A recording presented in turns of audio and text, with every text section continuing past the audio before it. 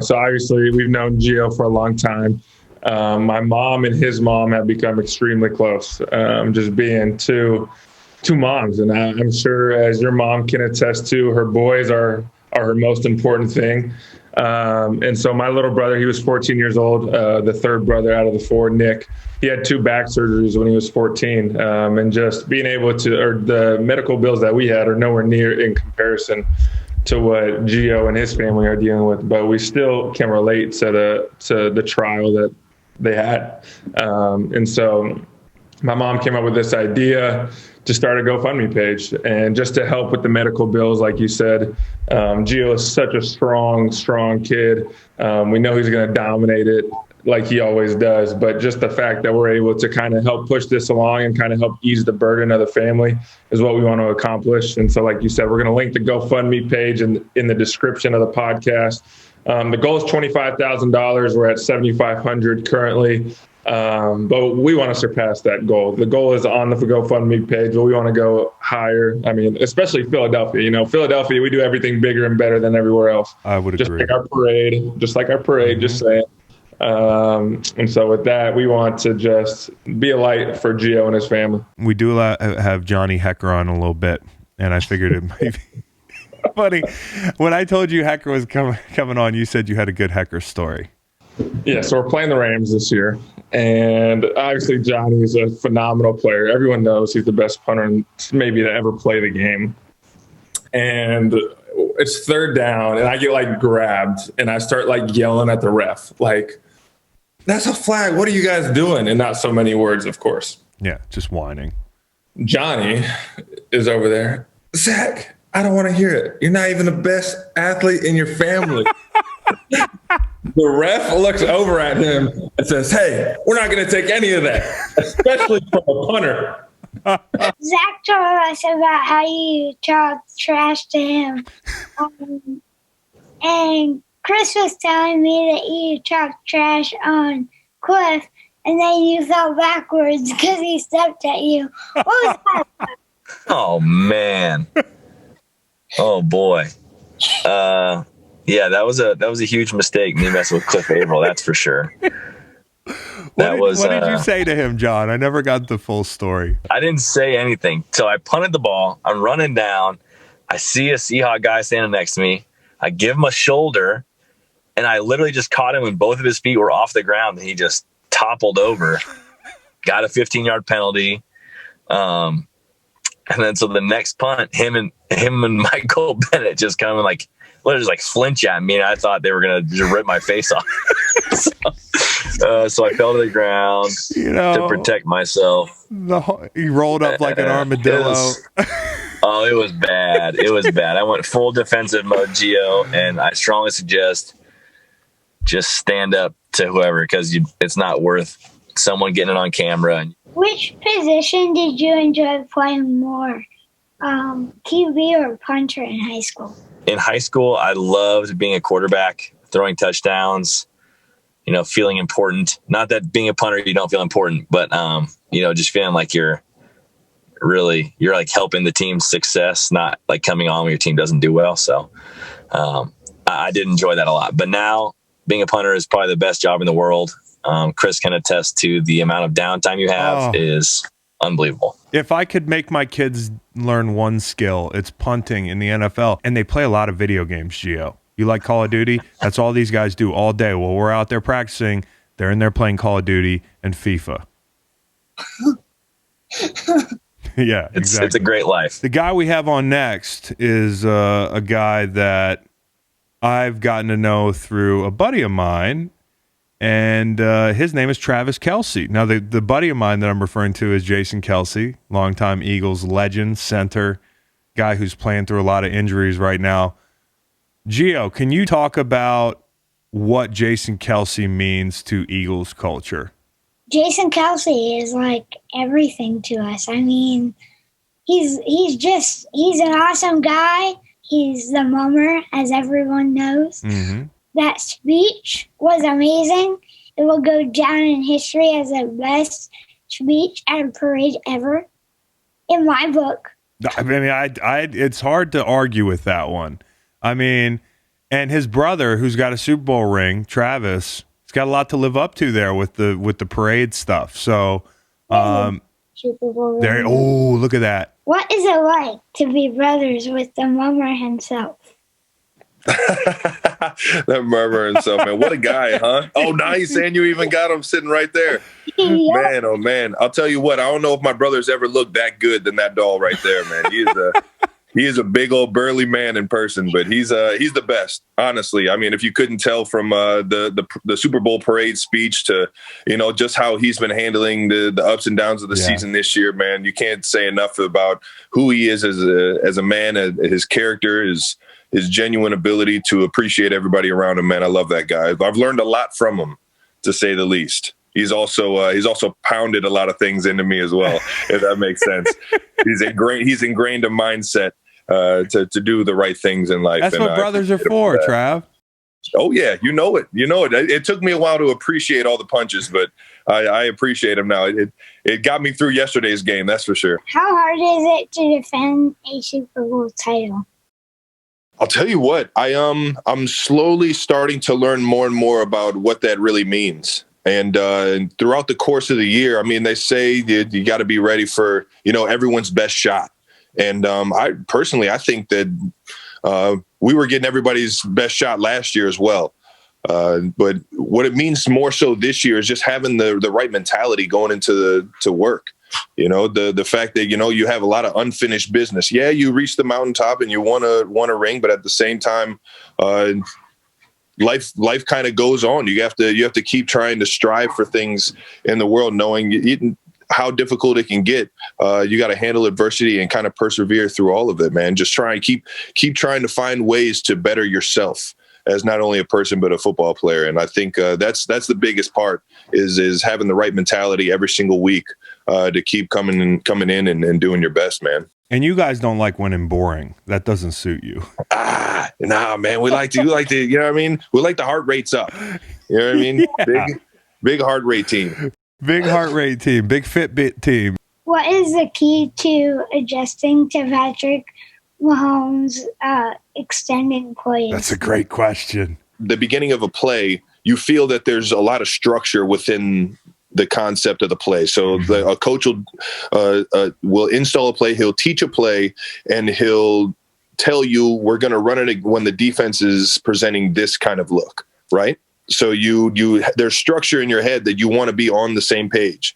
Once those 2 to 3 seconds go by, those 4 seconds go by, and then you see Patrick leave the pocket. Now it's free game. Yeah. I'm in the backyard playing with my boys, and we're trying to get the ball downfield. It's almost like you have to have just a completely different mentality of, all right, where's the space on the field? And you just have to feel that. But it's fun, man, because he can really make any play happen. There was a play yesterday where the play broke down and I just said, you know what, just snapped in my mind. There's nobody on the other side of the field to just haul tail to the other side of the field. And by the time I looked up to see where the ball was, it was about 5 feet from me. It was like Pat was on a whole nother. It was like he was reading my mind the whole time, man. What is that screen pass that you caught by the goal line called? Like, it looked like a basketball pass. Like, I every week I have a running list of things that would terrify me as a player in the red zone. I mean, you're catching underhanded shovel passes off a speed option. Like, what is that play, which I've never seen, called? You're asking all the right questions, and man, this is probably the most embarrassing play because we've literally put a lineman in that situation. He scored. It's like just literally like, hey, let's give a guy a touchdown. Nobody's expecting that play to happen where you got 3 wide receiver tight ends in front of you, and it's just like a wall. It's called Catching Kelce, and I hate the name. Andy knows he digs it in my side. If you don't know, I had a show. Don't watch it. It was called Catching Kelce, and he knew that he knew what he was doing when he called it that. But at the same time, every time I score on it, he comes over to me and is like, "They can't catch you." Oh, that's amazing, Andy with the jokes. What a guy! Oh no, he's a funny dude, man. Give me one thing that Patrick Mahomes is bad at, and you can't say nothing. Man, one thing that he's bad at. That's a good question, man. I'm telling you what, the guy is good at a lot of things. You can tell he's just got that roll out of bed baseball swag. Just anything you need, man. I played him in table tennis, good at that. He's not a terrible shooter, but I'm a better shooter. Golly. Is he bad taste in music? Does he? No, I'm not going to lie. He's actually a really good DJ too, man. Golly, the guy just has very, very minimal flaws. Man, I'll tell you what's the most disgusting thing about him is that he really does put a mound of ketchup on everything. And it's to the point of like, you can't even look at his food. I mean, that's not like you're looking at food, but you see this big mound of red sauce on, you can't help but to peek over there. And then you're just like, ugh. Speaking of D-lines, Gio had a question, not to put you on the spot. I know you think your D-line's probably the best and you've got good reason to think that, but Gio, you want to put him on the spot? What do you think is the best defensive line?